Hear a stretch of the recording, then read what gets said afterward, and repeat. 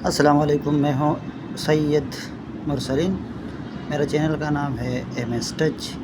نیا کہانی کے ساتھ، ہر دن نیا کہانی کے ساتھ آپ لوگوں کے ساتھ مخاطب ہوں۔ آپ لوگ میرا چینل کو سبسکرائب کر دیں اور لائک کمنٹ کر دیں، بہت بہت شکریہ۔ کہانی صبر کا چراغ۔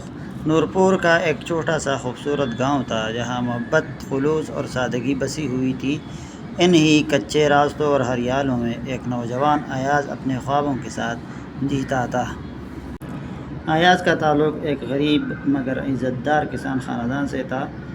اس کا بچپن محنت، تنگ دستی اور خواہشات کی قربانیوں کے درمیان گزرا تھا، مگر اس کی ماں زینب ہمیشہ کہا کرتی تھی، بیٹا صبر کا چراغ کبھی بجھنے نہ دینا، محنت کا راستہ کبھی نہیں تھمتا۔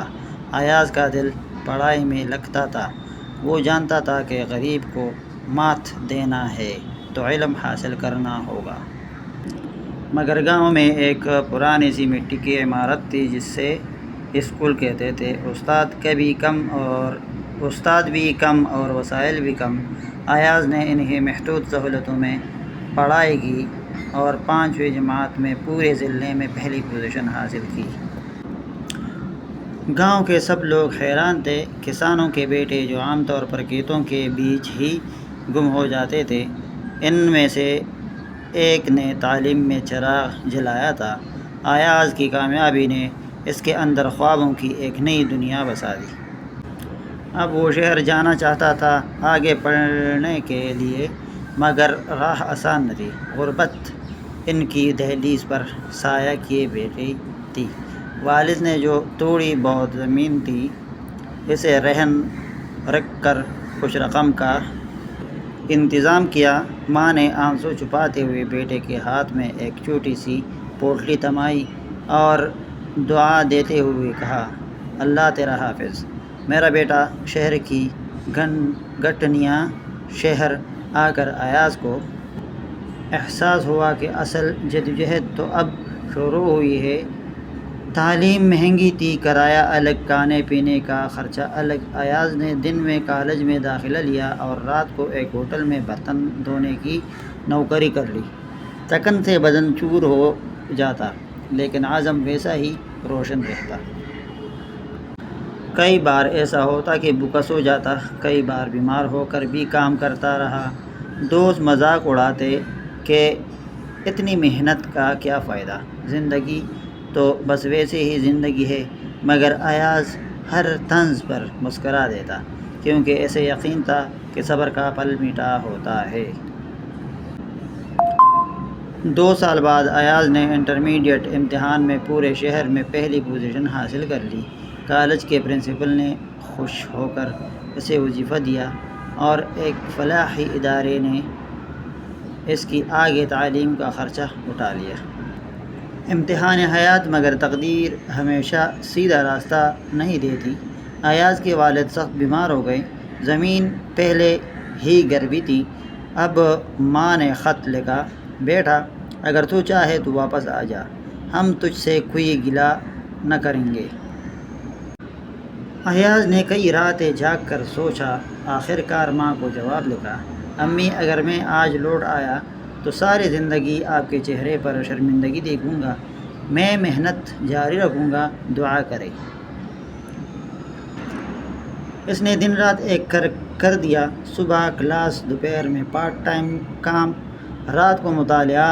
ایاز نے اپنی ایم اے کی ڈگری امتیازی نمبروں سے حاصل کی اور اس کے بعد ایک مقابلے کا امتحان دیا جسے مرکزی سروسز کمیشن کہا جاتا ہے۔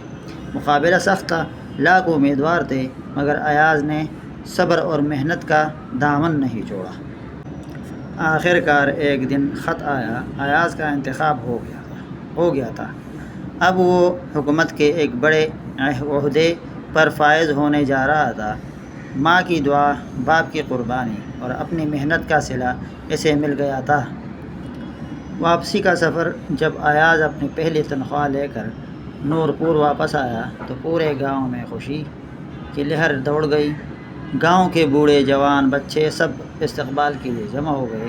ماں نے بیٹے کو گلے لگایا باپ کی کمزور آنکھوں سے خوشی کے آنسو ٹپک پڑے۔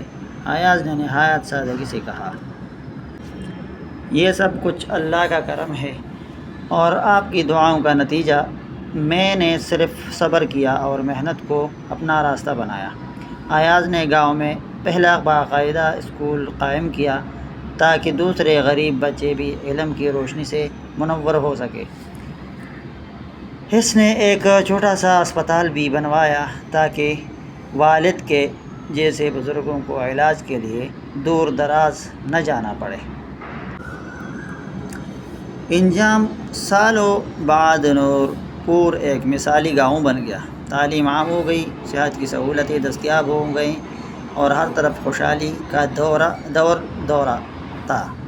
جب بھی کوئی ایاز سے پوچھتا کہ تم نے یہ سب کیسے حاصل کیا، وہ مسکرا کر کہتا، صبر کا چراغ کبھی بجھنے نہ دینا، محنت کا راستہ کبھی تھمتا نہیں اور سچائی سے کبھی سمجھوتا نہ کرنا، کامیابی خود تمہارے راستہ چومے گی۔ دوستو، اس کا مطلب یہ ہوا کہ جو بھی کام ہے وہ تسلی سے اور ڈٹ کے کرنا چاہیے اور دل لگی سے کرنا چاہیے، محنت کرنا چاہیے، صبر کرنا چاہیے، ہر چیز میں صبر ہونا چاہیے۔ تو اس کا مطلب یہ ہوا